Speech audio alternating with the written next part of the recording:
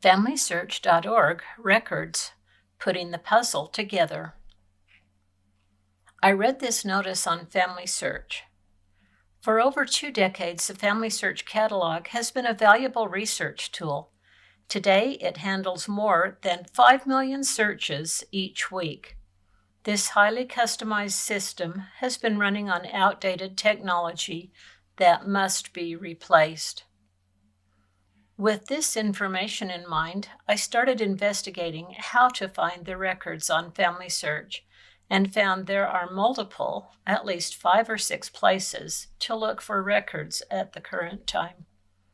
Each of the places has different types of records, and you need to be aware you can't just put in a name and do a search and call it done. In this video, we will explore those resources. When you click on the search heading on FamilySearch, the first choice is Records. Clicking on that will take you to the Search Historical Records screen. When you put a name and other information about a person into the search fields, FamilySearch will look for it in birth certificates, marriage registrations, census records, and other official documents. In other words, FamilySearch is searching its indexed records. I enter the information about the person for whom I am searching, and these are the results.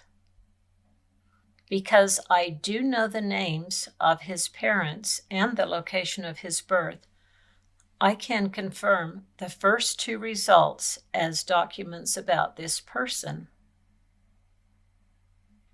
When I click on the first choice, I see the indexed information, which includes the names of his parents as well as his grandparents. What a bonus source! I can also see the digitized copy of the record in this instance. After doing a search by name of the indexed records, you need to follow up with the second part of the search, Records. Scroll down the same page and click on Browse All Collections. This brings up the page that shows there are over 3,000 collections of records. On the right is a way to filter the collections by type of records, place, and date. These seem to be the records that are being indexed currently, mostly by AI or artificial intelligence. When I click on the column title, Last Updated, the date is February 6, 2024, which is the day I did the graphics for this training video. This shows the amazing number of indexed records that are being added every day, and this is only the first page. This means if you did a name search yesterday, the indexed names may have been added today. It's worth checking back, especially if you are searching for people in the locations from which these records came. If you think your ancestor should appear in a collection, but isn't found in the indexed information, you may want to browse the records in that collection. The next place to search is the catalog, and we see this notice about place names. Going to the article gives the notice about the FamilySearch catalog quoted at the beginning of this presentation. Further investigation tells us that the catalog has not been updated since September of 2022, as I mentioned before. It will not go away, but we must find newer records in other ways. Most searches in the catalog are done by place, largest to smallest jurisdiction. For example, I want to find records for Oldham, Essex, England, and start typing that into the search box. I get 3 choices as I start typing, and then choose the correct one, which would be England, Essex, Oldham. In other words, largest to smallest jurisdictions. Since the catalog is not being updated, where do we look next?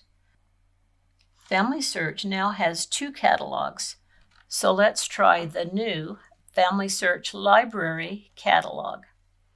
This has the most up-to-date information for the FamilySearch Library's newly acquired books and digital content. First of all, how do I find it? The easiest way is to type the following in your browser's search bar: familysearch.org/library. When the page is brought up, this is what you will see.